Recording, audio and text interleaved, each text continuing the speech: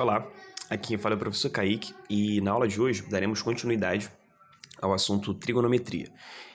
Esse módulo, como a gente já vinha registrado isso no vídeo, começa com a parte introdutória, né, de círculo trigonométrico, ou também chamado de ciclo trigonométrico, e algumas relações de, né, as linhas trigonométricas seno, cosseno e tangente. E a partir delas a gente começou, né? Eu cheguei até a falar sobre a tabelinha em que, por exemplo, a gente tem como pré-requisito, né, para as provas, aquela tabela. Para quem já estudou, deve estar lembrando o que eu estou falando, né? A tabelinha do 30, 45, 60, que a gente também chama de arcos notáveis, ou linhas trigonométricas especiais, que é justamente valores que, vamos dizer assim, nas questões, se aparecer o ângulo de 30, ou de 45, ou de 60, você não vai ter obrigatoriamente essa informação dada pelo enunciado. São valores em que você precisa saber esse seno, cosseno e tangente, 30, 45, 60. Então, eu vou, inclusive a aula de hoje eu vou partir daí, beleza? Que aí a gente faz esse link, uma coisa que eu já tinha falado, eu começo por ela, uma das últimas coisas.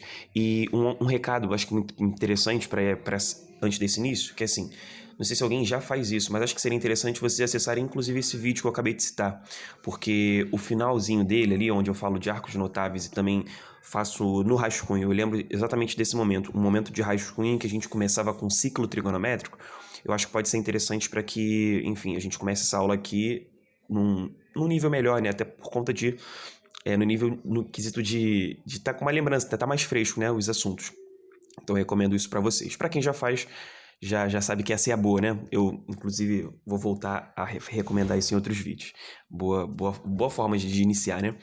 Então vamos lá. Quando a gente separou a aula de hoje a gente vai começando aí pelo ciclo trigonométrico que eu falei, aquele rascunho final, eu acho que é muito interessante porque lá já aparecia pra gente a ideia de um triângulo retângulo, né? Formado pelo raio daquele ciclo trigonométrico que sempre vale 1, e né, o formato perpendicular entre si, que são os catetos surgindo. Então, por isso que aqui a gente vai começar com a trigonometria no triângulo retângulo. Eu separei duas estéticas, né, digamos assim, de triângulos retângulos. Não que existam só esses dois tipos, mas esses também são, né, fazem parte dessa lista, né, de possíveis triângulos retângulos aí, mais famosos. E eu também separo esses dois porque esses dois são, para mim, os mais famosos mesmo, assim. Esse formato em que ele está em pé, ou então esse formato em que a hipotenusa está aqui embaixo. E aí acho que eu já posso começando, inclusive, apresentando esses nomes, né? Acho que pode ser por aí. Uma coisa até eu vou falar baixo, vai que eu passo alguém aí e escuta, segredo nosso. Sempre que tu ouvir falar assim, cara, triângulo, retângulo, tu vê esses triângulos aqui, nunca se esqueça do que a gente diz como fundamental para os triângulos retângulos, que é o Teorema de Pitágoras, né? Eu vou deixar ele registrado aqui, porque se por acaso a gente precisar, a gente já tem ele aqui anotado. O Teorema de Pitágoras ele vai ser aplicado justamente apenas para triângulos retângulos, fornecendo para a gente uma relação entre os lados. Pitágoras. Essa relação entre os lados tem uma frase, né? A galera costuma gravar, mas você pode, enfim, anotar como a ao quadrado igual a b ao quadrado mais c ao quadrado, e essa notação, né, significa a frase que é o quadrado da hipotenusa sempre vai ser igual à soma dos quadrados dos catetos. E eu acho que eu posso começar, já que eu falei do Teorema de Pitágoras, eu posso começar falando, né, o que significa hipotenusa e o que significa catetos. Galera, a hipotenusa sempre é ao lado, como aqui o A, e esse A aqui também, são sempre os lados opostos a 90 graus. Na verdade, sempre no triângulo só tem um, né? Só tem uma hipotenusa, sempre o lado oposto a 90 graus. E uma outra informação que eu acho que pode ser interessante é que a hipotenusa, justamente por estar oposta a 90 graus, o maior ângulo do triângulo, a hipotenusa, consequentemente, também se torna o maior lado. Então, sempre que você tiver um triângulo retângulo, a hipotenusa é o maior lado de todos. Vamos combinar assim? Porque eu acho que assim fica mais fácil até de você investigar outros valores ou outros ângulos. Se você já está de olho num lado e aquele é o maior, então se você desconfiar que o triângulo é retângulo, então tu já desconfia que o 90 está oposto a ele. Acho que pode ser aí um bom fator, né, de investigação, vamos chamar assim. Maior lado. Anotado. E os catetos são sempre os outros dois lados. Pensando num triângulo, 3 lados, os outros 2 lados então são os catetos. Esses catetos, pra galera que já estudou, deve estar lembrando que às vezes eles recebem nomes assim, cateto oposto, cateto adjacente. Eu vou colocar esses dois nomes aqui como, né, associados aos catetos, oposto ou adjacente. Mas queria te lembrar de uma coisa. Esse oposto e esse adjacente, na verdade, depende, né? Depende do ângulo. Então, além do oposto e adjacente, eu vou colocar assim, a quem. Tipo assim, oposto a quem? Adjacente a quem? E aí eu vou voltar as minhas atenções para os dois triângulos que eu até desenhei aqui. Eles vão significar a mesma coisa, falou? Eles não são... eles são distintos, né? Obviamente, mas eles são com a mesma característica. São dois triângulos retângulos, então tudo que eu estiver falando de um se aplica ao outro também. É só um exemplo diferente. Então vamos lá. Por que eu volto a atenção aqui para os triângulos? Porque eu acho que daqui, né, eu fiz uma marcação de dois ângulos, da alfa e o θ, além do triângulo retângulo, né, o triângulo que tem 90 graus, e uma relação que é importante, eu acho que dá para entender, que a soma desses outros dois ângulos, que são, né, o ângulo alfa aqui e θ, eles têm que dar 90 graus. Porque a gente lembra lá atrás da lei angular de Thales, em que sempre a soma dos ângulos internos de um triângulo vale 180. Né? Então a gente já vem falando isso desde a terceira aula. Então aqui a gente volta a lembrar disso, porque se você já tem 90 graus, a soma dos outros dois tem que dar 90 também. Inclusive uma relação entre dois ângulos que somados dão 90 graus, o nome disso é ângulos... a gente chama esse par de ângulos complementares. Então complemento significa 90 graus. Então é o que justifica essas anotações que eu previamente já tinha deixado aqui para vocês. Falou? E, bom, essa trigonometria pra gente é importante de ser aplicada no triângulo retângulo por dois motivos. Primeiro, no quesito da incidência nas provas mesmo. Se você abre lá, por exemplo, hoje, eu abri, antes de gravar essa aula, eu abri o Guia do Estudante, que eu já comentei com alguns alunos no presencial, né? Não sei se todos vocês estão aqui assistindo estão ligados nesse levantamento, que se chama Raio-X do Enem. Ele faz um levantamento de todos os cadernos, né? Ciência da natureza, ciências humanas, linguagens e matemática. E na matemática, assim como nas outras, ele separa por matérias. Então ele dá pra gente a incidência das matérias dentro de dos assuntos dentro de cada uma das matérias. O que eu quero dizer é, dentro de matemática ele vai listar conjuntos, tantas questões, funções, tantas questões. E aí de trigonometria tem ali em percentual, né?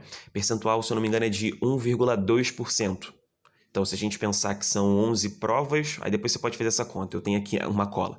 Se a gente pensar que são 11 provas e tem ali 45 questões por provas, tem 495, quase 500 questões já tiveram, né, desde 2009 para cá. Dessas 500 questões de matemática, 1% delas foi de trigonometria, que é esse assunto que a gente está falando agora.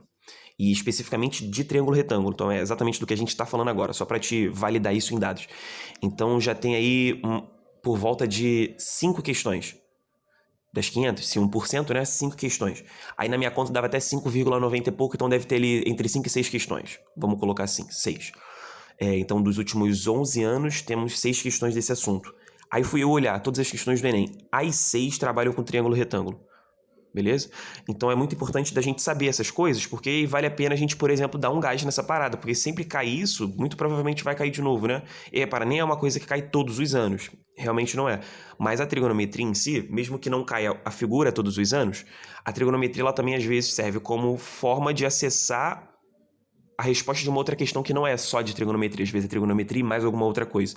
Então, só para dar essa validade também na incidência. É muito importante mesmo. E aí, o que é importante aqui de triângulo retângulo? Você saber as relações trigonométricas de seno, cosseno e tangente. Vamos lá? Bom, o que significa seno? A gente viu o significado dele na perspectiva do ciclo trigonométrico, agora a gente vê a perspectiva no triângulo retângulo. Porque, inclusive, as duas têm muita relação, como eu te disse, o triângulo retângulo surgia lá atrás. Então, repara só. O que vai ser, por exemplo, o seno de alfa? Aí você pode estar tanto olhando para cá quanto para cá, para esse triângulo. Eu vou apontar a maioria das vezes para cá, mas significa para os dois exatamente a mesma coisa. O seno de alfa ele vai indicar, por exemplo, a relação cateto oposto a alfa e a hipotenusa de alfa.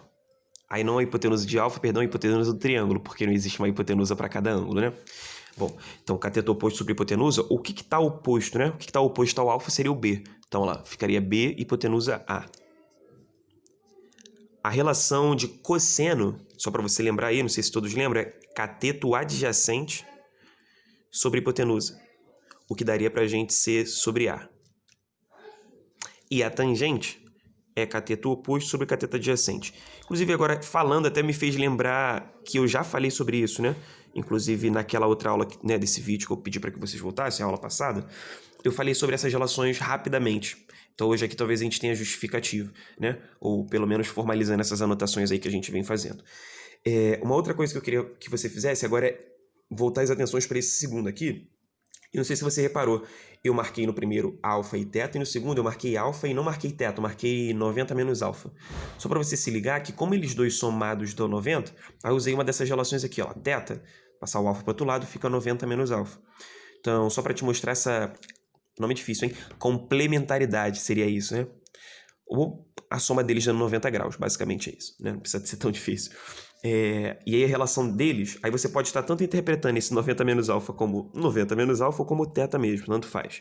Mas de qualquer maneira, a gente tem que o seno. O que seria o seno? Mesma coisa, cateto oposto sobre hipotenusa. Só que agora em relação a qual ângulo? Em relação ao ângulo 90 menos alfa. Aí eu vou olhar para cá.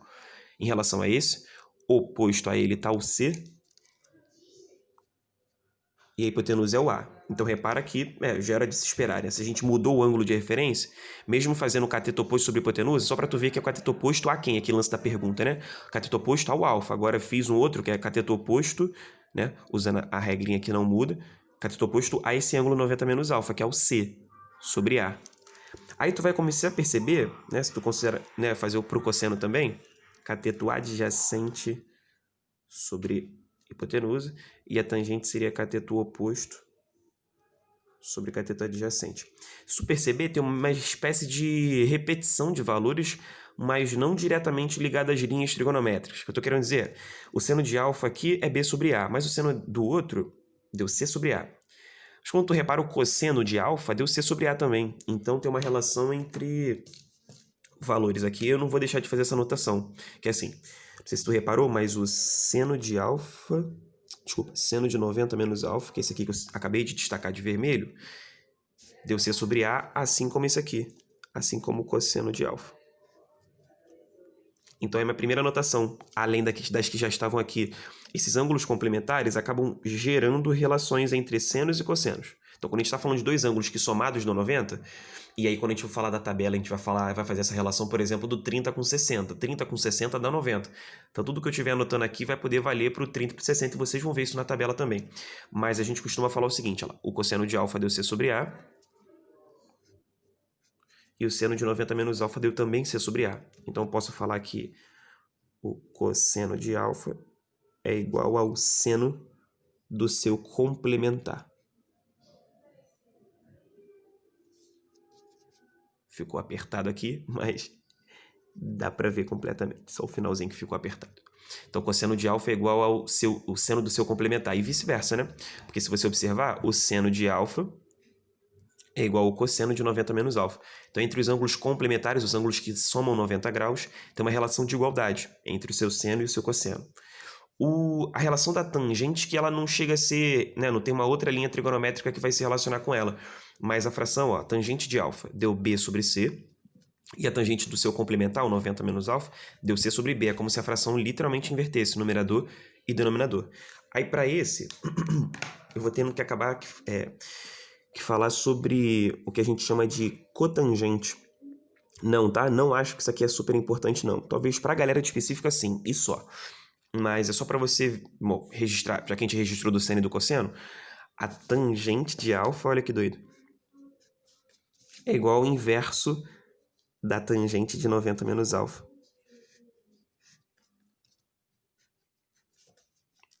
E aí o inverso da tangente se chama cotangente, então por isso que a tangente de alfa ela vai ser igual a cotangente do seu complementar.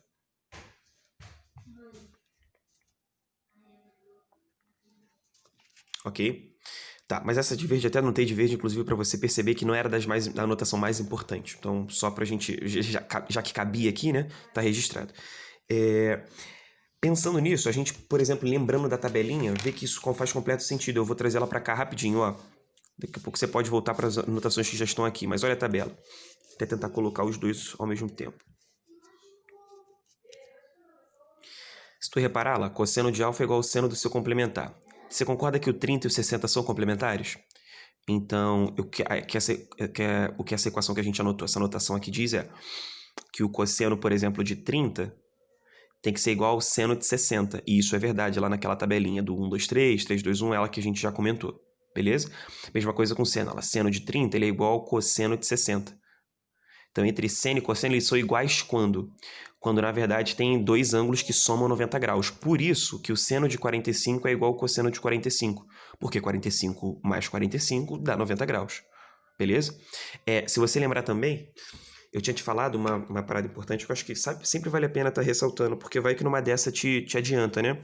A tangente de qualquer ângulo também é equivalente a dividir seno por cosseno daquele ângulo. Então, se você dividir meio por raiz de 3 sobre 2, vai dar raiz de 3 sobre 3. Se você dividir raiz de 2 por raiz de 2, seno de 45 pelo cosseno de 45, vai dar a tangente de 45, que é 1. Raiz de 2 sobre 2 dividido para raiz de 2 sobre 2. Mesma coisa aqui, raiz de 3 sobre 2 dividido para meio, raiz de 3. Falou? Então, sempre fica atento aí, porque essas coisas às vezes podem parecer que não estão conectadas, mas elas estão completamente conectadas. E às vezes é isso que faz a gente, né, crescer mesmo, assim, evoluir na matéria, porque como a gente vê sempre muito dissociado, eu não sei. Aí por isso que eu prefiro investir esse tempo aqui da gente rever essas coisas. Pensando nisso, eu fiz uma anotação aqui atrás também, que eu vou estender para vocês, uma espécie de justificativa, né? Uma justificativa desses valores da tabela que a gente viu agora. Então até anotei isso aí como tópico, linhas trigonométricas especiais, porque eu não sei, né? A maioria das pessoas gravam isso aí meio que, né? Grava porque cai, né? E meio que a justificativa é essa. Mas queria te mostrar que isso, por que elas são, digamos assim, pré-requisitos nas provas? Porque, na verdade, elas surgem de figuras que a gente já trabalhou em outras, por exemplo, outros módulos, né? E figuras que justamente já fazem parte do conteúdo lá programático, né? O conteúdo, o eixo de matérias lá que eles vão cobrar, tanto na prova do Enem quanto da UERJ. Essas relações da tabelinha, né? Esses valores 30, 45, 60 que devem ser pré-requisitos, eles são consequências de duas figuras muito conhecidas pra gente. O triângulo equilátero, é o triângulo de lados iguais, e o quadrado, que é o quadrilátero de lados iguais. É daqui que surge, por exemplo, as relações de 30 e de 60 no triângulo equilátero. Aí eu vou tentar te mostrar isso aqui rapidinho. Se a gente observa aqui, né? Só pra gente relembrar, porque isso aqui a gente já falou mais uma vez. Triângulo equilátero é aquele que tem 3 lados iguais e os ângulos são todos iguais também, né? Ângulos iguais a 60, tanto é que a soma dá 180. Aí eu marquei um desses 60 aqui. Falou? Isso aqui de verde, pra gente, é a altura dele. E a altura sempre pro triângulo equilátero é um valor conhecido. Pô, Kaique, não sabia. Então anota aí. A altura do triângulo equilátero, ela sempre vai valer o lado acompanhado da raiz de 3 sobre 2. Obviamente, Kaique, eu preciso sempre gravar? Se eu não gravar, não vou conseguir fazer? Não, porque dá para sempre obter essa informação fazendo um Pitágoras aqui, né? Porque é um triângulo retângulo que formou entre o lado, a metade do lado, porque a altura faz isso no triângulo equilátero, e o valor que você quer descobrir. Mas se você quiser gravar também, ele vale L raiz de 3 sobre 2. Então daqui, quando a gente vai, por exemplo, aplicar as ideias que a gente acabou de ver, né? O que significa seno? Cateto oposto sobre hipotenusa. Então se eu fosse aplicar aqui o cosseno, ou seno a tangente do ângulo de 60, a gente veria, se justifica na tabelinha. Então, a partir do que a gente já tinha de conteúdo, né, de triângulo equilátero, essa é uma das maneiras da gente, né, digamos assim, justificar mesmo por que a gente tem que ter isso aí como pré-requisito. É porque outras coisas geram pré-requisitos que geraram essas. Então, vai um pouco por aí. Tá. Se a gente aplicar aqui o seno de 60, o cateto oposto dele é L raiz de 3 sobre 2. Eu vou fazer só essa primeira conta para te mostrar que, enfim, tem um porquê e depois a gente vai um pouco mais rápido. Cateto oposto é L raiz de 3 sobre 2 e a hipotenusa seria o L. Então aí no passezinho de mágica aí nosso, ó, já surgiu o L raiz de 3 sobre 2 dividido por L, aí 1 sobre L, e o valor dando raiz de 3 sobre 2. Só fiz uma pequena correção aqui, é o seno de 60, né? Não é de 30, então por isso, seno de 60, raiz de 3 sobre 2, que lá na tabelinha, eu trago ela para cá. Seno de 60, raiz de 3 sobre 2. Então, se você faz, por exemplo, o cosseno, o mesmo movimento, né?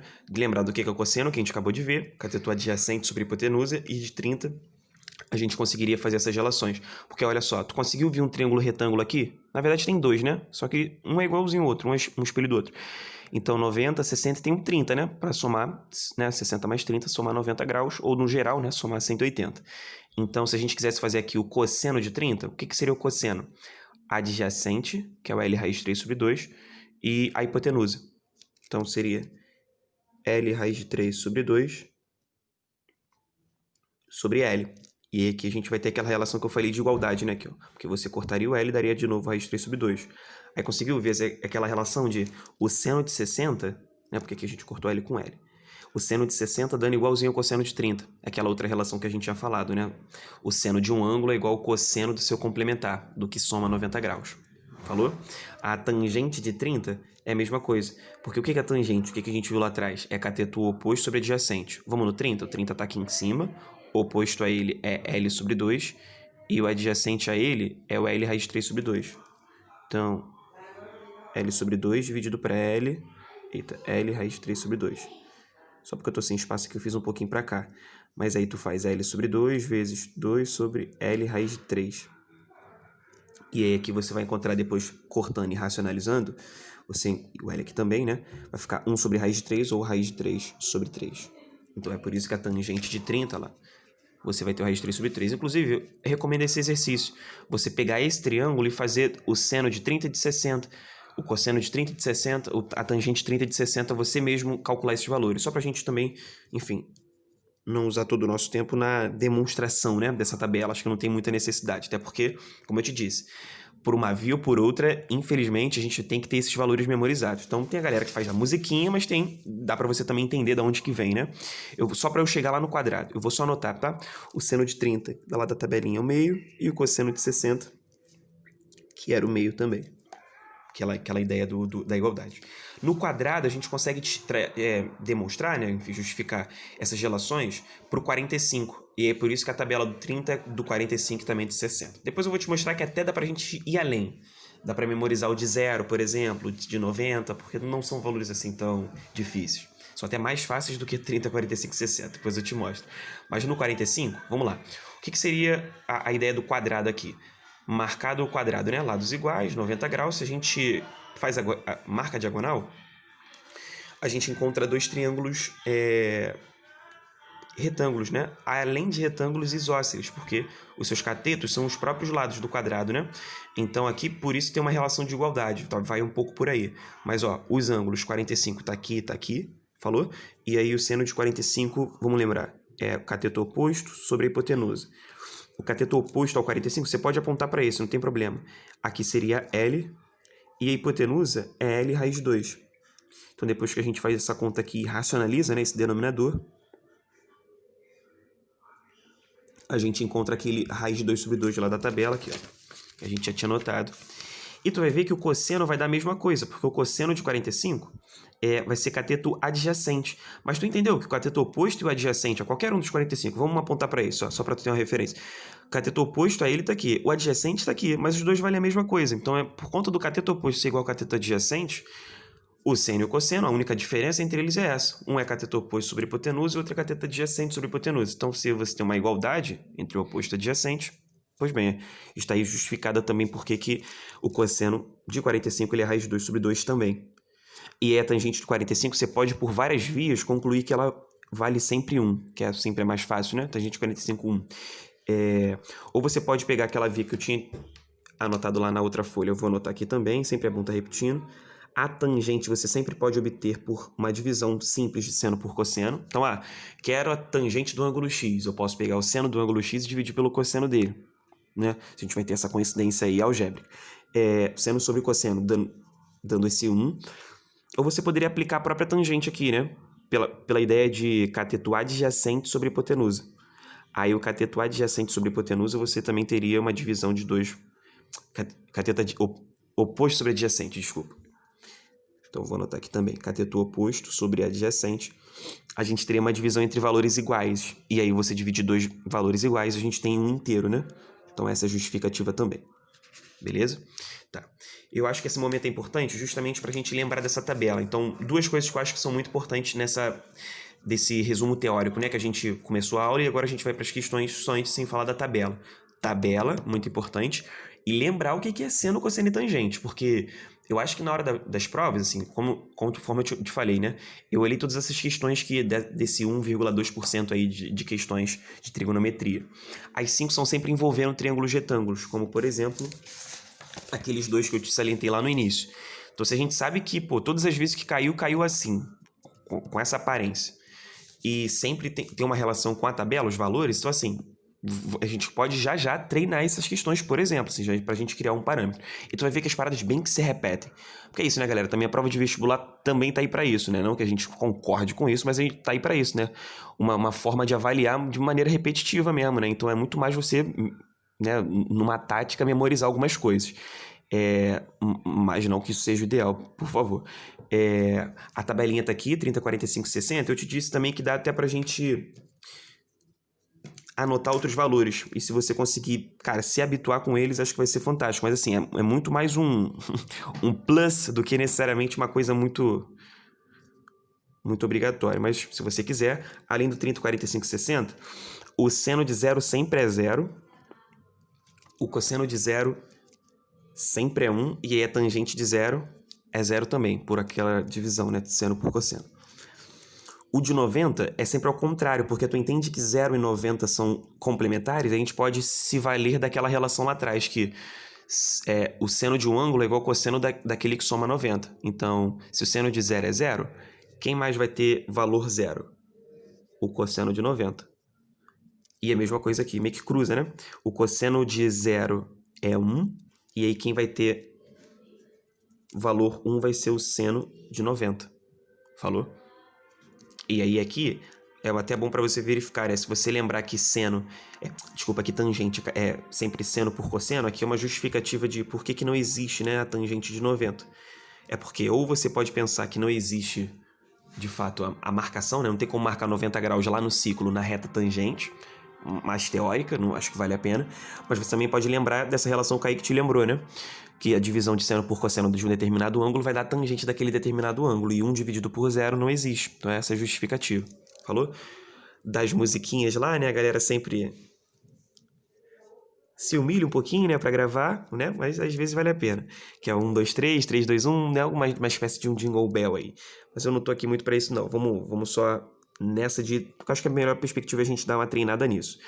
Pra isso, eu separei uma lista pra gente de algumas questões, sobretudo essas que eu te falei do Enem, pra gente resolver junto e a partir daí também já ver o que cai mesmo, o que não cai. E eu queria até te mostrar um modelo de figura que caiu, cara, 3 vezes. 3 vezes foi o mesmo formato de triângulo. Só mudaram a contextualização. Falou? Vamos lá, vamos ver isso.